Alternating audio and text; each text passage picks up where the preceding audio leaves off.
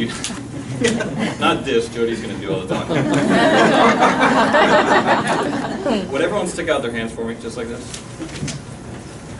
Everybody. Now turn them like this. Go this way. Interlace your fingers. Okay, good. Now if you're all paying attention, you'd be able to do this.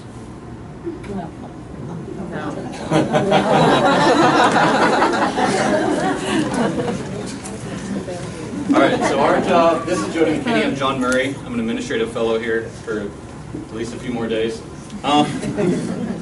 So our job was to assess and evaluate the emergency department and its services. As you can imagine, this required a lot of collection of data from EDIS, from KMAS. DSS people were really helpful, so we appreciate all of their help. Essentially, we reviewed, what we found out is that our cost to run our ED is very, very high. So Kansas, obviously Eastern Kansas, we have two campuses, Topeka and Leavenworth. Combined, it costs us about $13.5 million a year to run our emergency department. What we found out is that this is about $150 more per encounter than the national average 1C facility. So where exactly are those costs coming from? Why are our costs so high? And that's what the director asked us to do. So we evaluated the number of veterans that we see per hour, per day, per month, per year, so on and so forth. And as you can imagine, we see most of our veterans during the daytime. So between 10 o'clock and 7 o'clock p.m. are by far, 10 a.m. and 7 p.m. are by far our busiest hours. In fact, from 11 p.m. to 7 a.m., on average, over that 8-hour period of time, we see about 2 veterans for that entire 8-hour period.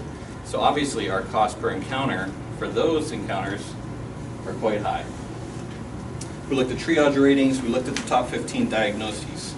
We are not unlike many other EDs across the country.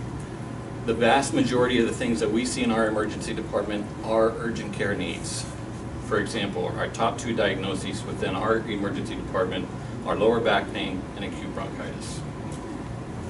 We looked at acuity levels, we looked at the number of patients admitted, diverted, sent home. We looked at benefits and pitfalls of operating in an ED environment and the benefits and pitfalls of operating in an urgent care environment. Do you have anything to add, Jody? You got it. Does anyone have any questions? We did not recommend that we need to stay in urgent care or become an urgent care. We did not recommend that we need to stay in emergency department. Essentially, we just gathered as much data as we could and provided Mr. Clover and the other executive leaders some options of what we can do moving forward to reduce our costs and ensure that we're providing the best care that we can to all of our veterans. Does anyone have any questions? Yes? I just have a small question. Did you look at the readmissions within 24 hours to the ED? I'm sure we did. Did we? We did. We looked at everything else. I That's really important. Sure, absolutely. And absolutely. the rationale of why. Correct. Correct. Absolutely. Sorry. Was Eastern Kansas looked at as one ED site or 2? Separate. Well, yeah, you can look at it separate. Yeah, but what we saw is that our Topeka costs and our Leavenworth costs are very, very similar. There are some subtle differences. Again, just to reference that 8-hour period between 11 p.m. and 7 a.m. In Leavenworth, I believe it's 1.9 veterans. In Topeka, it's about 2.2 veterans. So there are some subtle differences that add up over time, but nothing major. What were some of the options that you recommended? Well, Just a couple. you could become an urgent care, you know, but with that comes, okay, are you going to be a 24/7 urgent care, or are you going to close like at some point in the evening? When you do close, how do you provide care, for example, maybe that suicidal ideation patient and things like that? So those are some of the things that we discussed.